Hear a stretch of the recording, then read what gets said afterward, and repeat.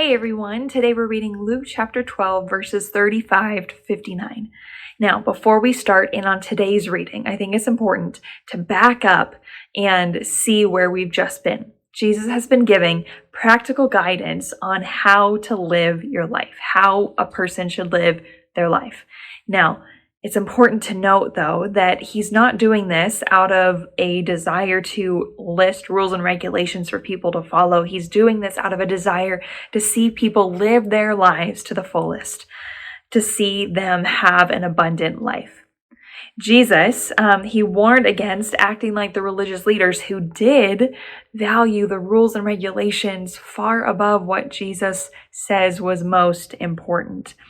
He spoke about keeping money and possessions in their rightful places and not seeking it above all else. Rather, he says to seek the kingdom of God above all else because, and this is where we get into today's reading, because Jesus is coming back again. And we are to be ready for when he comes back. We read this, starting in verse 35, what Jesus says. Be dressed for service and keep your lamps burning, as though you were waiting for your master to return from the wedding feast. Then you will be ready to open the door and let him in the moment he arrives and knocks. The servants who are ready and waiting for his return will be rewarded. I tell you the truth. He himself will seat them, put on an apron, and serve them as they sit and eat. Jesus gives the image of a servant who is ready, dressed with a lamp lit for his master to return, for his master to come home again. Jesus says that the blessing will be on them for being ready for their master. Next, he gives another image to show how we are to be ready for his return. Starting in verse 38, Jesus says this, He may come in the middle of the night or just before dawn, but whenever he comes, he will reward the servants who are ready. Understand this. If a homeowner knew exactly when a burglar was coming, he would not permit his house to be broken into. You also must be ready all the time, for the Son of Man will come when least expected. We are to live in a constant state of being ready for Jesus to come back again. Now, what does this look like practically, though, on a day-to-day basis for us? What does it look like to be ready for Jesus' return? Well, Jesus goes further in this explanation of that image that we talked about earlier of the servant to kind of give us a picture of what our lives should look like. He gives us this example of a responsible servant in keeping up with his master's household.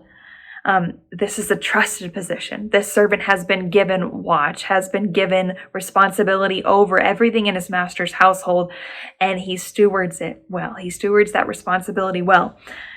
And then to compare it to us today, God has given us so much in this life, so much in this world for the purpose of furthering his kingdom here on earth. This is a trusted position. We are to be faithful and wise stewards of everything that God has given us here on this earth for the sake of building up, of growing, of furthering his kingdom here on earth. And there is great urgency in this job that needs to be done until Jesus comes back. And because as we've already read, we don't know the time nor the place of when Jesus is going to come back. So the time is now. The time is now to seek first God's kingdom. Seek first the things that matter to him the most, which are loving him and loving others.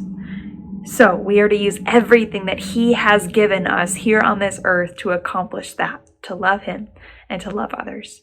Now, at first glance, and to some, this kind of life may seem restricting, might seem like it keeps us from fulfilling the desires of our hearts.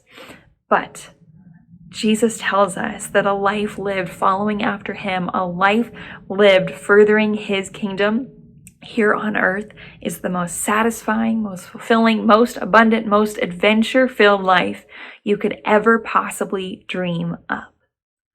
So, the time is now to look to Jesus, to use the things that he has given us to further his kingdom here on earth. Let's do this together. The time is now. If these devotional videos are helpful to you, subscribe to our channel and click the notification button so you know when we post a new video. And of course, please share them with others.